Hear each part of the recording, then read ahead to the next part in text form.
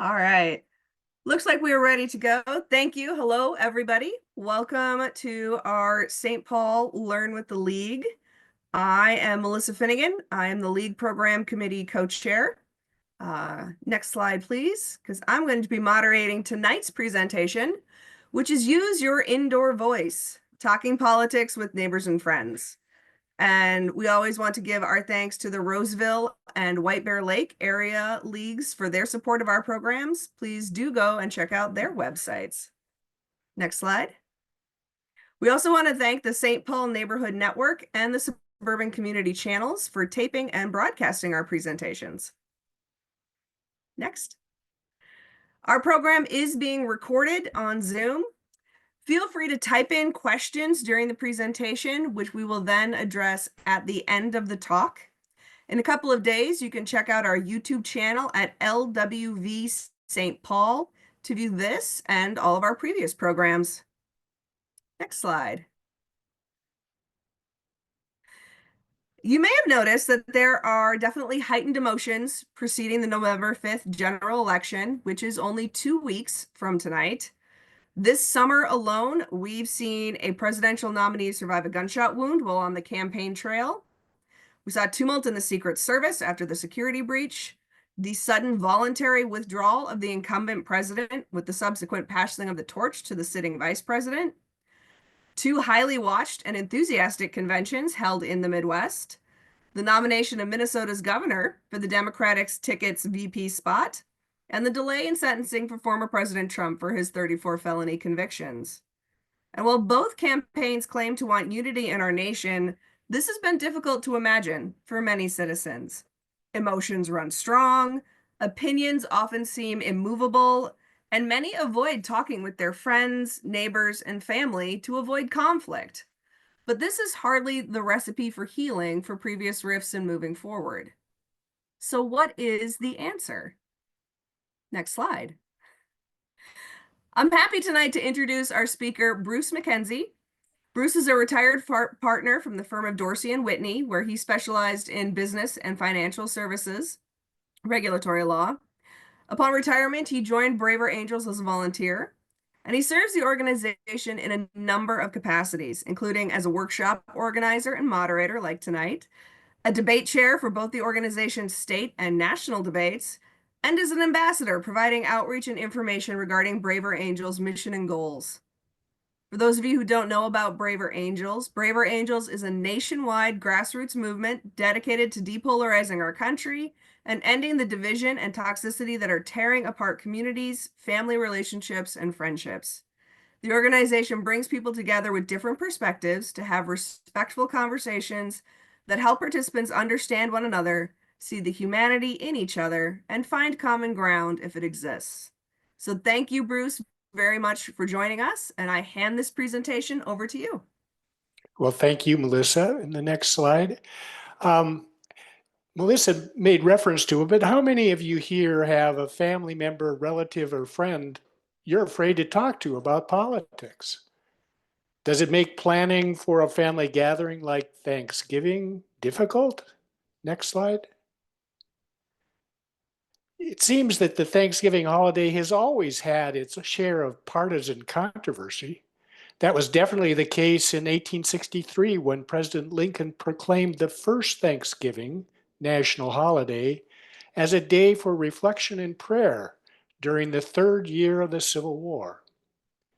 Democrats and peace proponents refused to acknowledge the new holiday and denounced it as being too woke, which was a pejorative term that the Democrats applied to the Wide Awake movement that had been very instrumental in getting Lincoln elected and was comprised of many young people who were very much concerned and had become awakened to the threat of expansion of slavery into the territories with the Kansas-Nebraska Act. The Democrats also thought that the new holiday would promote abolition. Republicans, on the other side, basically denounced the Democrats as anti-religious and celebrated the proclamation as reflecting their view of the need for national unity. Does all that sound familiar, other than maybe the parties are reversed? Next slide. Braver Angels has a mission of depolarizing America. What is this polarization we're trying to decrease, and why is it important? Well, Americans are nearly unanimous in that over 91% believe the country is divided over politics. And that's not surprising. Polarity over policies and ideas on how to solve our problems is natural and long-standing. We, the people, through free and open discourse, would find a best way, is what our founders believed, with open and public discourse. For example, we've been arguing through public discourse about who is included and exactly what the phrase "we the people" means. Initially, it was only white men with property. Then it became white men, working white men. And then after the Civil War, men of color were included in "we the people." And just a little over 100 years ago, we decided that women should be included in the phrase "we the people." You know, this type of disagreement represents a polarity over ideas, and it is good for democracy. Well, then why is it so hard to have civil conversations regarding politics? And what is this polarization that we're trying at Braver Angels to decrease? Next slide, please. The polarization we're trying to address is called affective polarization or social polarization. This has been rising over the past 30 plus years in America. It's a polarization based on emotional feelings, how we feel about the other side. It is not over different ideas. When it comes to politics, our values, our moral concerns are directly implicated, and when our values are threatened, emotions run high.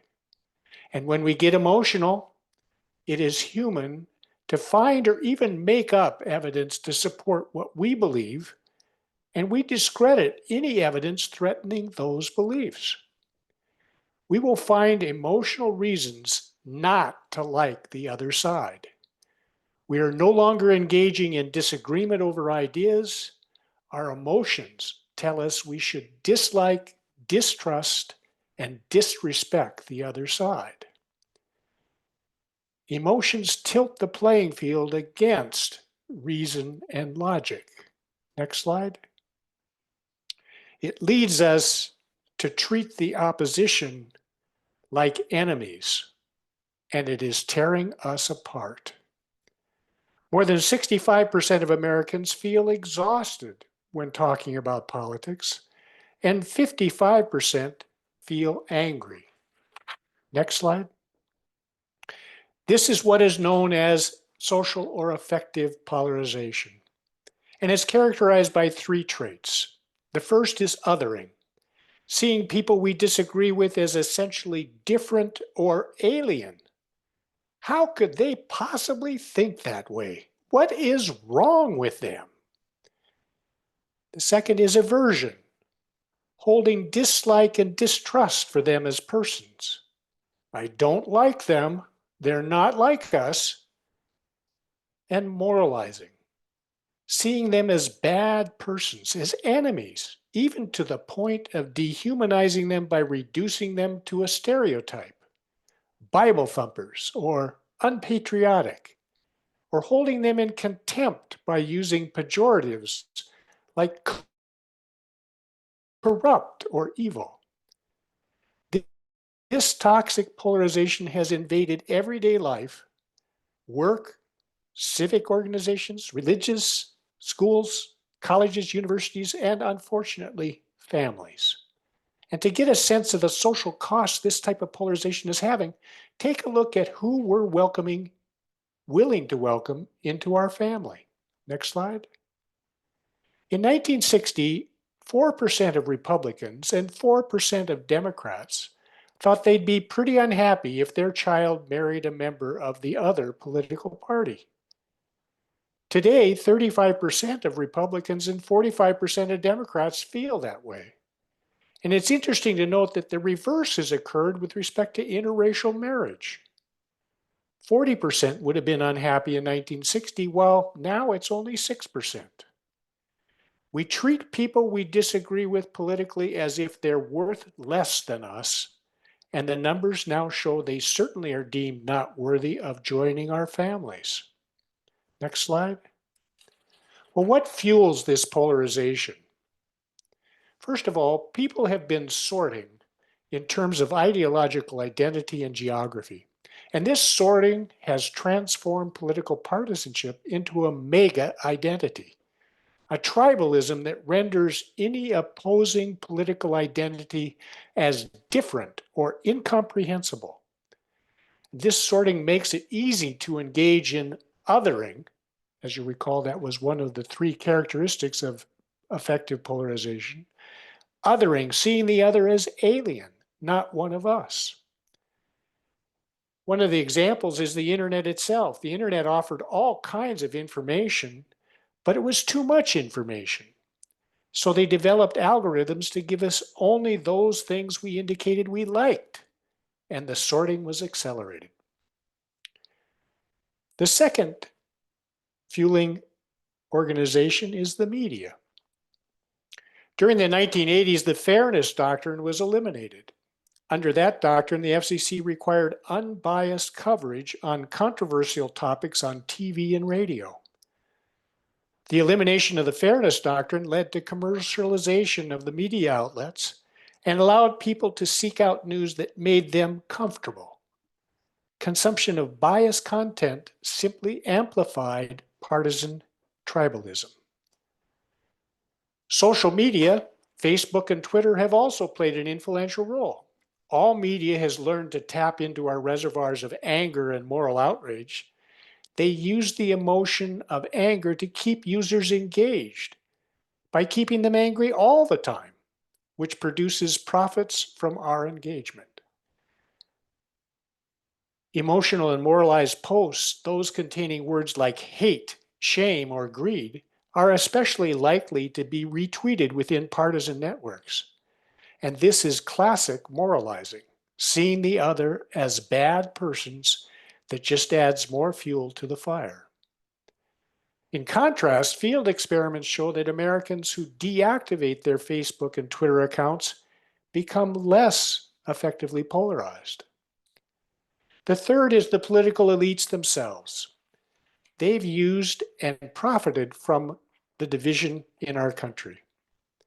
Candidates have become more reliant on ideological extreme donors. This allows these extreme voices to be disproportionately heard. Studies consistently show that when like-minded people enter a room, they will leave agreeing with the most extreme voices in the room. They move to those extremes like polarized molecules. Candidates use disciplined messaging, leading the public to perceive sharper ideological differences than actually exist. And political leaders on both sides double down on the rhetoric of moral outrage, disgraceful, shameful, to describe the other side, which just further adds to effective polarization. The political leaders use fear and partisan hostility to their personal partisan advantage. They map the electorate's fears and then turn those fears into anger by moralizing their opponent's sins. The essence of campaigns today is anger and fear. That's how you win. Stoking the emotion of anger and outrage is easy.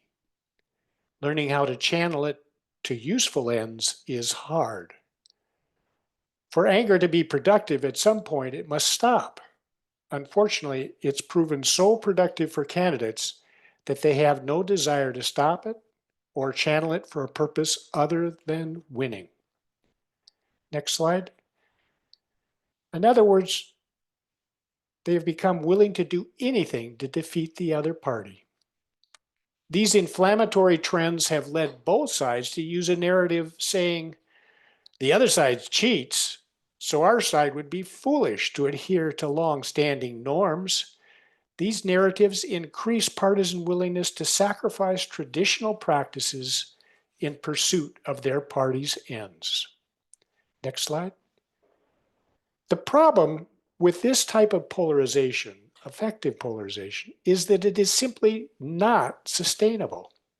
It prevents us from listening to diverse viewpoints that provide perspectives that could be useful in solving our problems.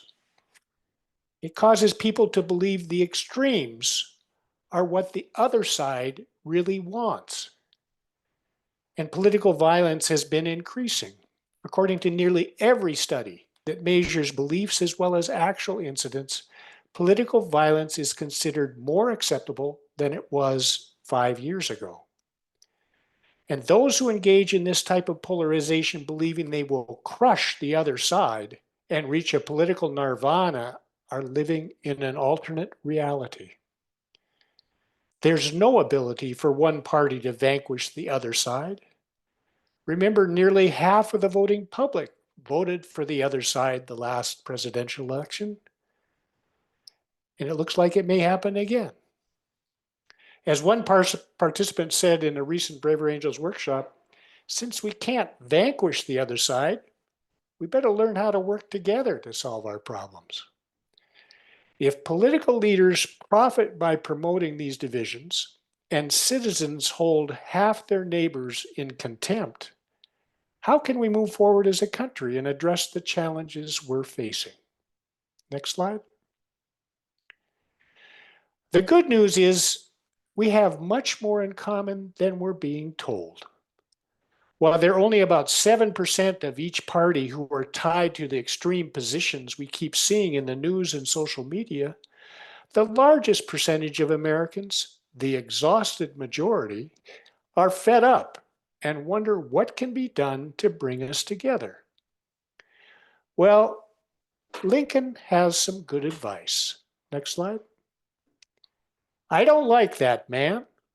I must get to know him better. This lesser known Lincoln quote embodies the spirit of Braver Angels. Next slide. We try to understand the other side's point of view. It's a basic communication truth that if you listen to understand what a person says and can accurately reflect what they said, they are much more likely to hear what you have to say. Remember, understanding is not agreeing. It is understanding. If you're interested in promoting reasonable discussions with your family, neighbors, and coworkers from the other side, the first rule is to seek to understand them instead of trying to change their minds. Understanding does not mean you agree. You just understand why they believe the way they do.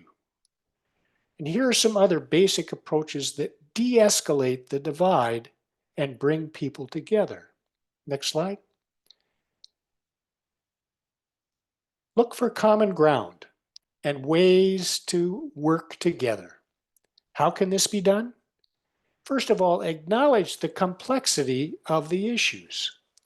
There's a great quote from Justice Holmes, who said, I don't care about the simplicity on this side of complexity, but I would give my life for the simplicity on the other side of complexity. If you think about complexity as a bell curve that has all of these, the complexity of a particular issue, the nuances, the various factors that go into that particular issue, and that we could get to the simplicity on the other side of that complexity, that would be a wonderful place.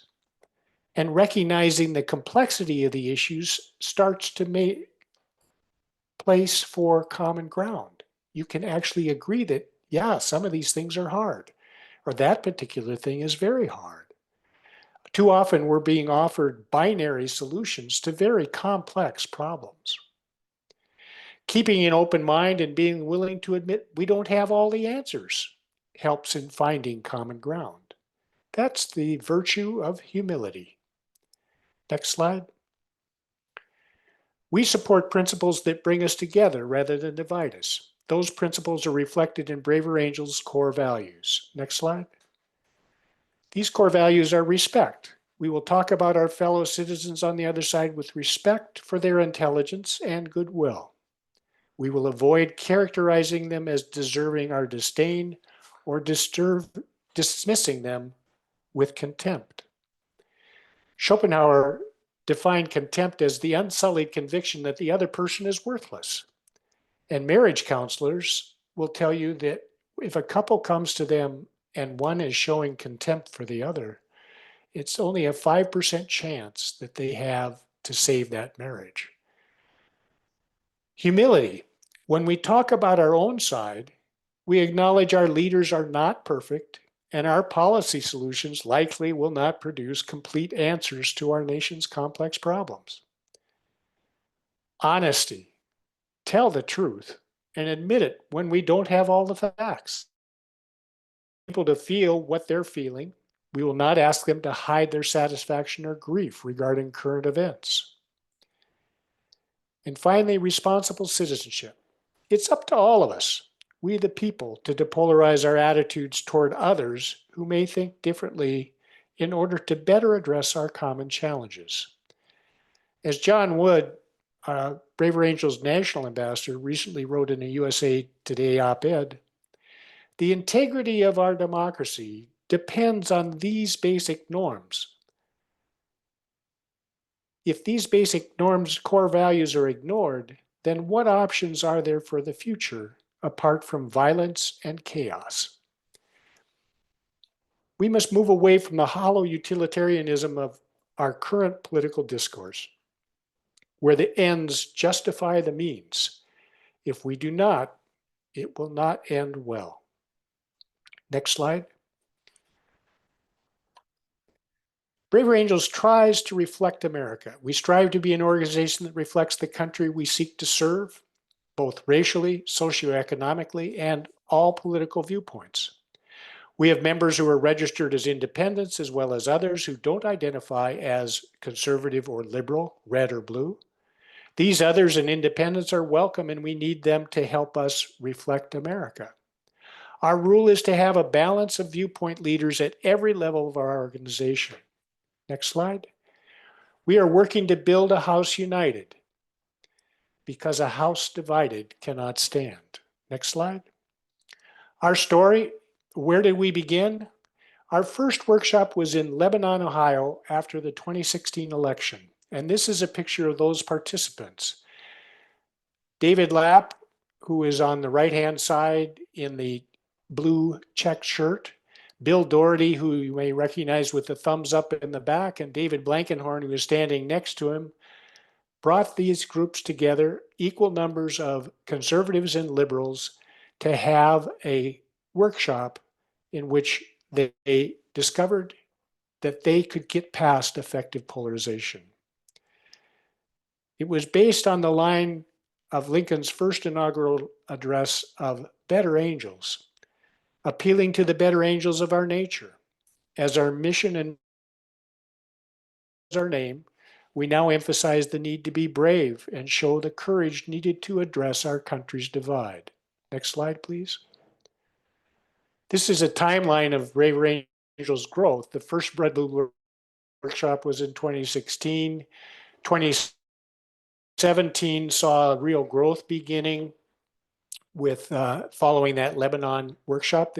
There was a coverage of it in the NPR's news segment, and other communities wanted to have it in their community. So that we did a bus tour and did 9 events in 9 different cities. And we realized we'd captured lightning in a bottle. We've created a formal structure. We started expanding our events. And in 2020, with the pandemic, we had explosive growth through Zoom and other opportunities. We've had a rising profile, both in the media and in communities. And now we have included Braver Politics, which includes work with local city councils, school boards, and elected officials, helping them have better conversations with their constituents. Next slide, please. We do, how do we do this? We do it through workshops. We have a skills training workshops where skills for bridging the divide, or what is now called um, skills for having better conversations or for disagreeing better.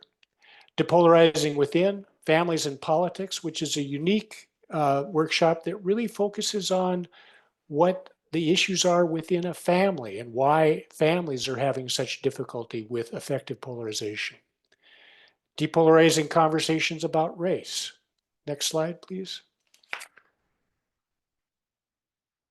We have the signature red-blue workshop.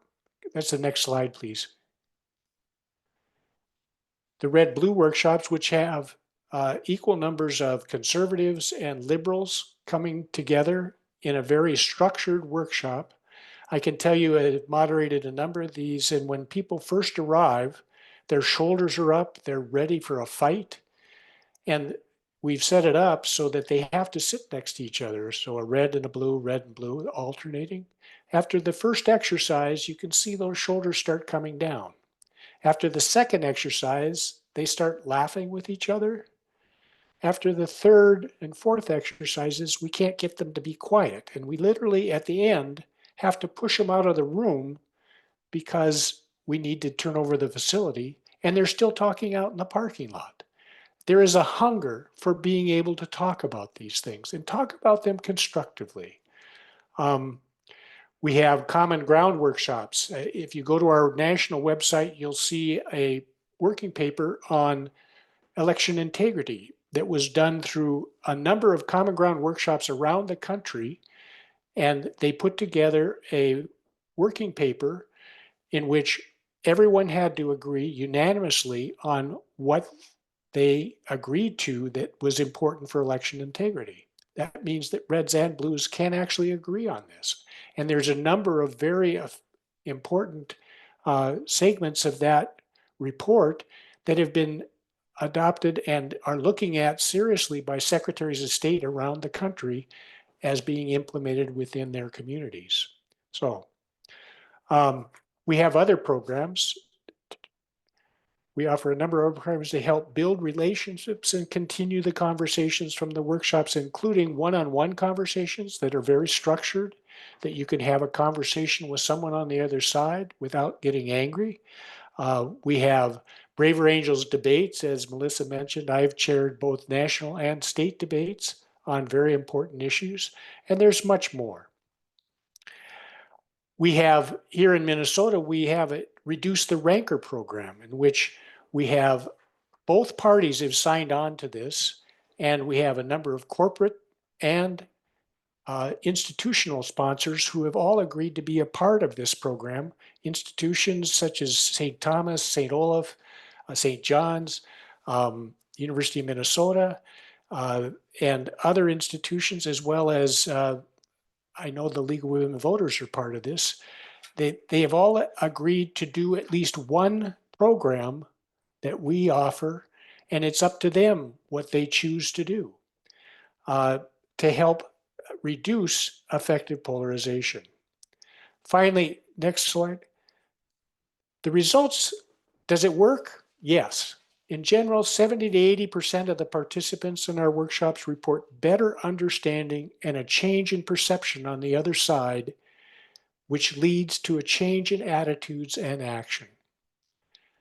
After our red-blue workshops, our evaluations and independent studies show 87% of the participants gain significant understanding of those on the other side of the political divide. 85% feel less estranged and angry with those across the political divide, and 91% see lots of areas of common ground. The biggest word that we hear at the end of one of these workshops is hope.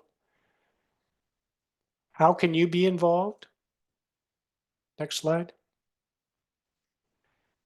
Well, first of all, recognize that our goal is not to change people's minds.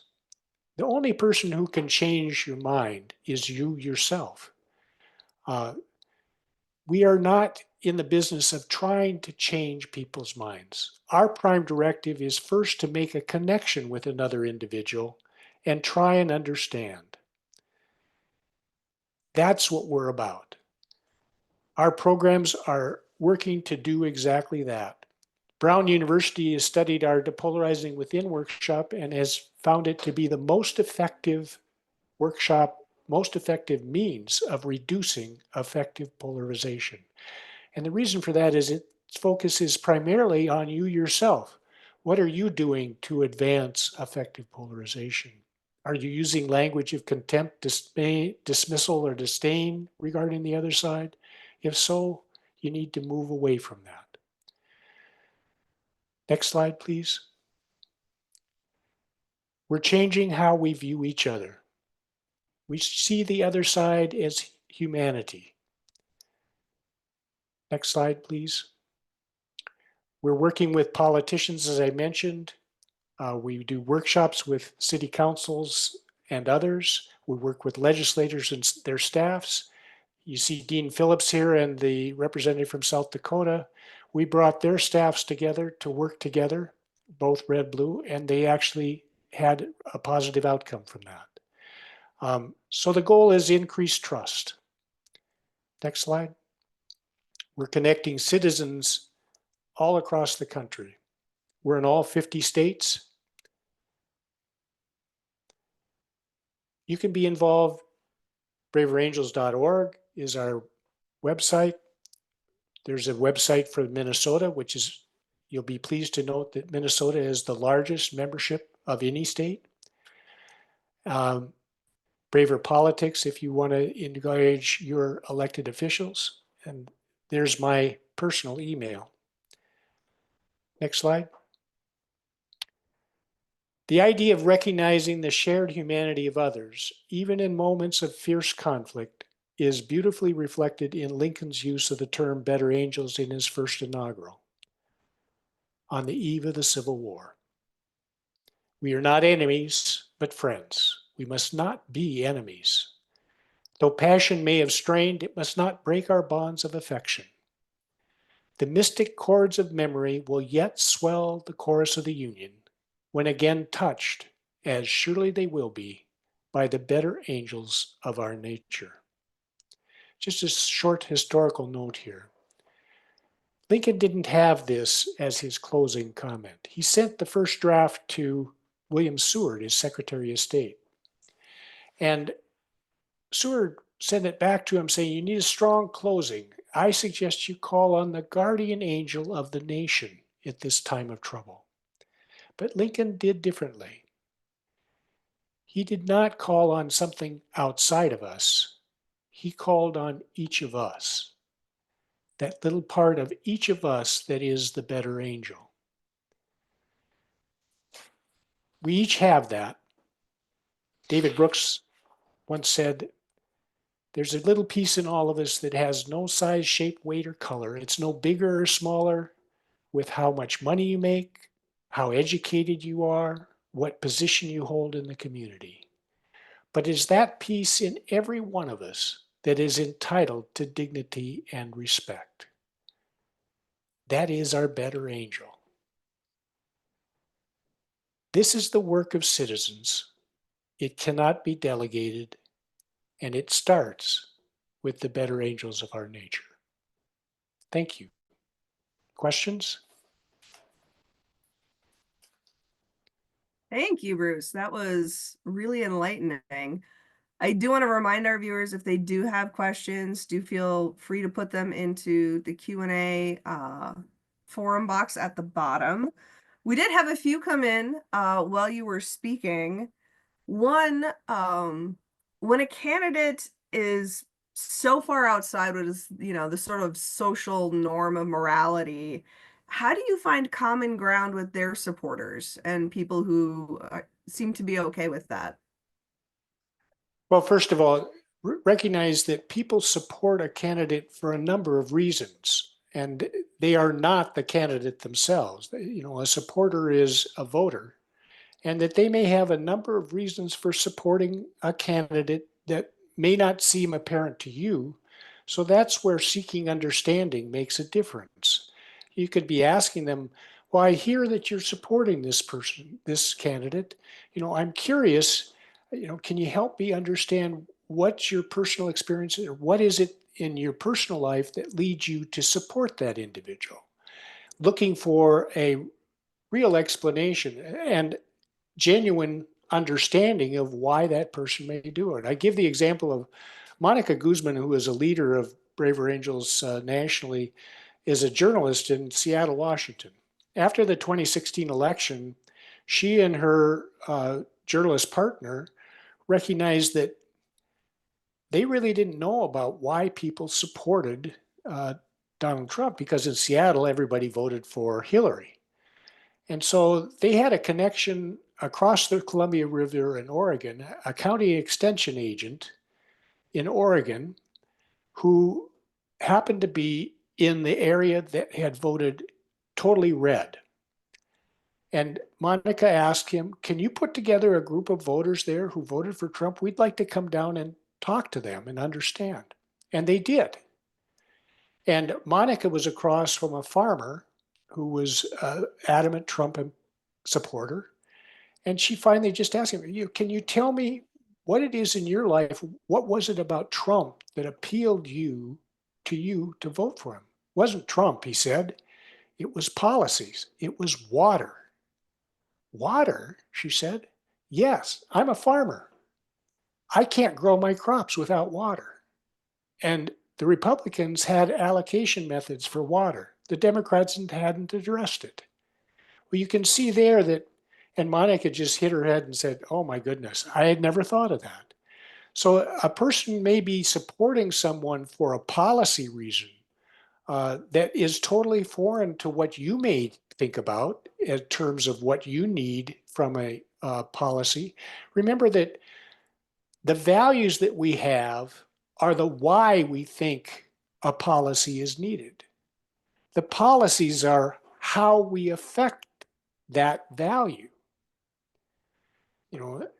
Jonathan Haidt, who is a member of our board, national board, wrote a book called The Righteous Mind. And in it, he discovered that there are 5 basic values that underline all political discussion. They are fairness, caring, loyalty, authority, and sanctity. And he found a 6th one called liberty. But just let's focus on the 2. What's interesting is he found that all of us have those values. What he discovered, though, was that liberals, progressives, place a higher priority on fairness and caring. That's not to say that conservatives don't have fairness and caring as a value. They do, very much so. But the liberals place a higher priority on that value, whereas conservatives place a higher priority on authority and sanctity. Well, when you begin to talk about an issue, you can start to see those values come to play. In our workshop, Skills for Disagreeing Better, you'll actually, we list those core values that are unique to conservatives and liberals, and talk about a particular issue and ask, well, can you see how those concerns come into play when they talk about a particular issue? Immigration's a classic with the DACA kids. Fairness and caring, the liberals say, well, these kids didn't have any choice about whether they got here. It's only fair they should have a path to citizenship right away. Well, a conservative can respond again using the value of fairness and caring and say, well, wait a second. You think that's fair? Why is that fair that they get to jump ahead of the line of all the people who have done everything they're supposed to do under the law to become a citizen? Mm-hmm. Why should they be able to jump ahead of the line? That doesn't seem fair to me. At the same time, talking to a conservative about immigration and authority, that the rule of law is important. They're not here legally. Well, the law also says that employers shouldn't be hiring people without proper documentation, and that the employer should be penalized for these infractions also. How come all the enforcement is on the undocumented side and not on the employment side. So you can see that there's ways to have conversations about these issues and begin to recognize the complexity and the nuance of the issues using the values that other people have, recognizing the values are the why we believe a policy is needed. The policy is the how we affect that value. So to answer that question, it's a difficult one, but the first is to make a connection. The prime directive is to make a connection and to understand what is it about that candidate's positions that lead them to support that individual. And it may be something totally different from what you think. It often has nothing to do with the candidate's character. It often has something to do with their policies. Thank you, Bruce. I love how respectful and calm all those conversations sounded. And, I often hear the phrase that respect is a two-way street. So I'm kind of wondering, for people who have taken your seminars or people who are listening tonight, how do you engage with someone when you're coming from that place of wanting to be respectful and have that approach to the conversation, but you may not be getting the same thing from the other side? You may be met with contempt or disdain. How should we approach those situations? Good question. Uh, we use the acronym LAP for any one of these conversations, and recognizing that your emotions are involved is that's a first step, and trying to put those in check and say, okay, what is it that I need to do to calm my emotions down? Because that's not going to not going to help with a constructive conversation, because emotions tilt the playing field against logic and reason. So Mhm. when you start feeling that emotion, try and check that back and start with the first premise of making that connection. And the first connection has to start with real listening, really listening sincerely with curiosity to what the other person is saying, and being able to repeat back to them what it is they just said. Remember, you're trying to understand. And if you can paraphrase what they said and they say, yeah, you got it, that doesn't mean you agree with it. You're just trying to make certain that you understand. So the first is listen, then acknowledge. You acknowledge what the other person has said by repeating, paraphrasing it, and making certain that you have heard correctly what their position is. And you don't start the conversation with the idea that you're going to change their mind or that you're going to somehow impose your point of view on them. You're listening first to understand. Once you've been able to acknowledge, their blood pressure goes way down, and they actually might be willing to hear what you have to say. But until you've done that, you're not going to get anywhere. It's going to be, well, hot? No, it's cold. Your candidate's terrible. Well, your candidate's worse. And that nobody gets anywhere with that. So you have to start with making the connection first. And you do that through listening with curiosity, understanding, and acknowledging what has been said. Once you've done that, then you can ask them, well, I've read some things on this. Could I share my point of view? And if they say, yes, I'd like to hear what you have to say, then you can offer your perspective. It's going to be different from what they did or what they just said, but at least you're going to be working from a common basis of understanding of what they believe. And now you're going to be talking about what you believe. Okay, that's So helpful. LAPP, listen, acknowledge, pivot, and offer your perspective. But you don't offer your perspective until the very end. I'm gonna have to practice that one because I Everybody like has to to lead practice. with my perspective. Melissa, I've been at this for 7 years now, and I got to tell you, I fail more often than I don't. What do you do if in that listening portion they offer false information or information that can be easily disproven? Well, remember that they will advance what they believe are facts. And oftentimes, fear is a great motivator for coming up with facts that they believe defend their position. Mhm. As I said at the very beginning, our emotions will help us create evidence for things that we don't believe. There's a great book by Richard Burton, who was a brain surgeon, called On Being Certain. And he talks about cognitive dissonance. And that is that people will come to believe something even though they've studied entirely the field, and yet they cannot let go of that core belief that is a foundational belief for them. He uses the example of a PhD in geology who just cannot get over the creation story in Genesis and believes that it all started with the ark. So, you know, now PhD in geology, pretty hard, and thinking that the world started 3,000 years ago when all the facts are not. Cognitive dissonance will let you believe that that it's so emotionally important to him that he cannot separate that.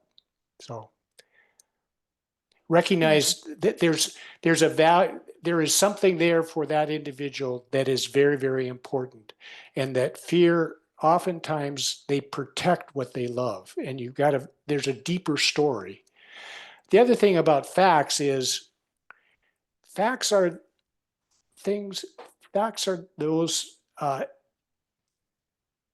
items that come to you from people you trust. So the facts they're using came to them from people they trust.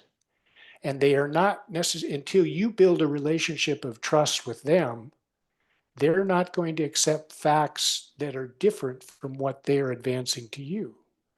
So you have to build a relationship of trust first before they can start to consider a fact that is different from what they have just advanced. There's a book by, I think it's, I can't remember his name right now, but it's How to Think.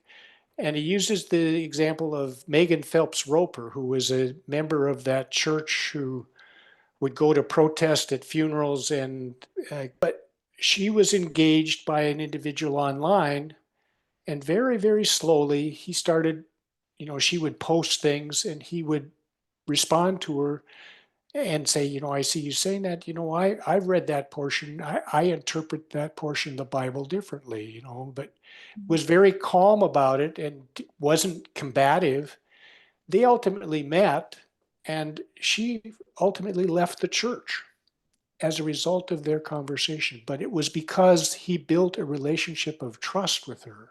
And it's very, very hard for an individual like that to walk away from that society that she knew for so long.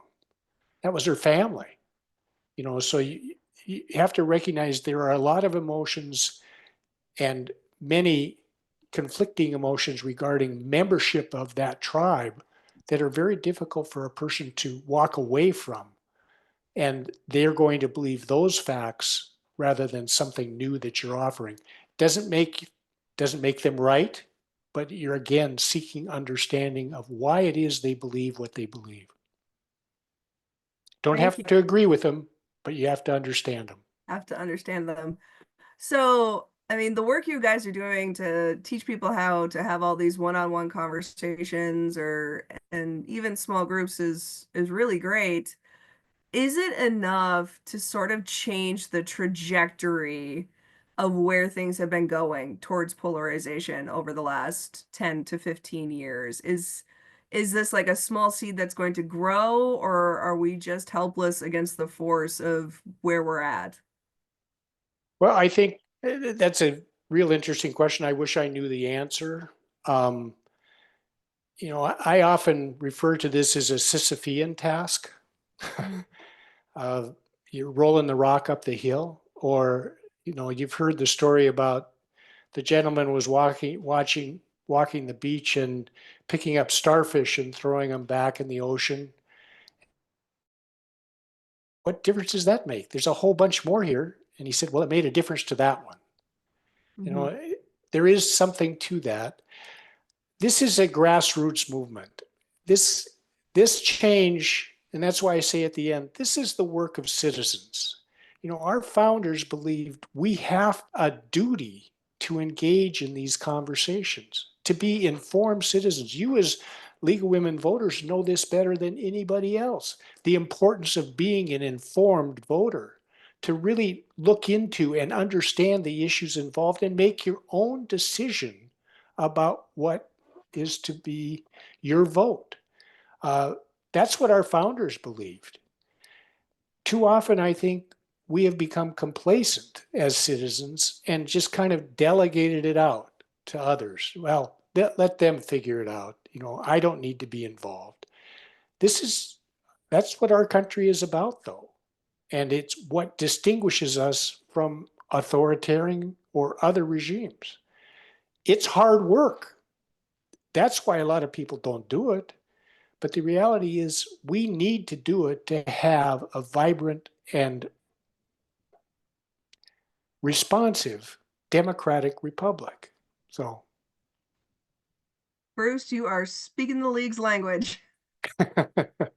well, I've always been an admirer of everything you guys do. I wish we could have the League of Women Voters debates that I grew up with long ago. Now I'm starting to show my age. So, Well, Bruce, we want to thank you so much for your time tonight. And just a reminder to everybody who's watching that this has been recorded and will be available on the St. Paul League of Women Voters YouTube page. We do have a couple more things just to highlight for you. If we can get my slides back up. Thank you. Next month, in November, which feels like it's approaching very quickly, we're going to have a presentation on our Youth Votes program, highlighting some of the high schoolers in that program and their projects. And in case you hadn't heard, Tuesday, November 5th is going to be a giant of an election day. And we're encouraging everyone, please go to Vote 411 or our website at lwvsp.org for your sample ballot. You can get videos of the candidate forums that we have done, data on all the citizens who are running for office, and other voting related information. We are here to help you figure out all of this. And to that end, next slide, calling everybody's attention to a statewide constitutional amendment that's going to be on everyone's ballot statewide regarding the renewal of the Environment and Natural Resources Trust Fund. That fund was established following approval of a constitutional amendment in 1988, and the money for that fund is generated by the Minnesota State Lottery. The fund holds assets that are appropriated by the legislature for the public purpose of protection, conservation, preservation, and enhancement of the state's air, water, land, fish, wildlife, and other natural resources. And since 1991, that fund has provided over $1 billion to over 1,600 projects across the state.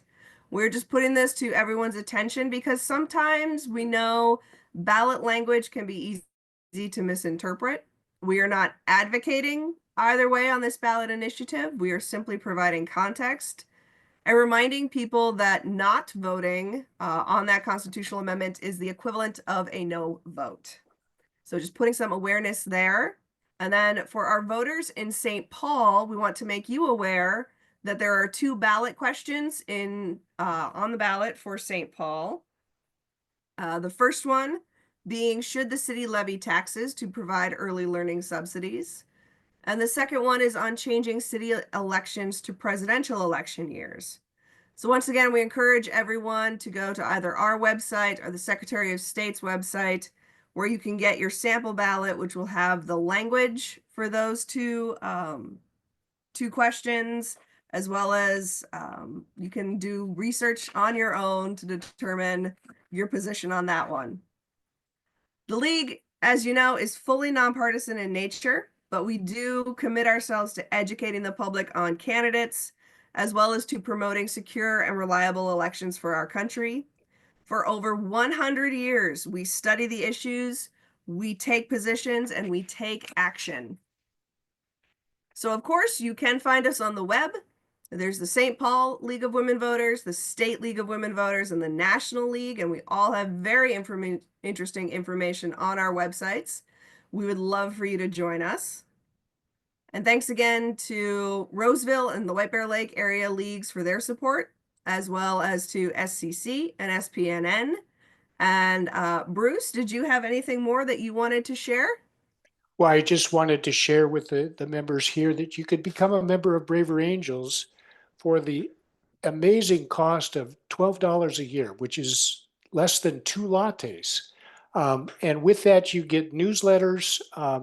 You can have access to our website action methods. Our website is open to the public too. And if you go to the braverangels.org website, the national website, there's opportunities. You mentioned the one-on-one conversations. If you go to the national website, there's up at the top, there is a heading which says have an experience. And there you can take an e-course, you could attend a workshop, set up a one-on-one conversation. They'll arrange another person of the opposite political color to have a conversation with you. It's a very structured conversation. So there's ways you can become involved and practice these skills that we just talked about. So I welcome you to become a member. We need all the support we can get, and it's good work. That sounds, yes, I agree. It sounds like excellent work. And thank you, Bruce. Thank you to everyone who joined us tonight. Have a wonderful rest of your evening. And please do remember to vote on or before November 5th. All right.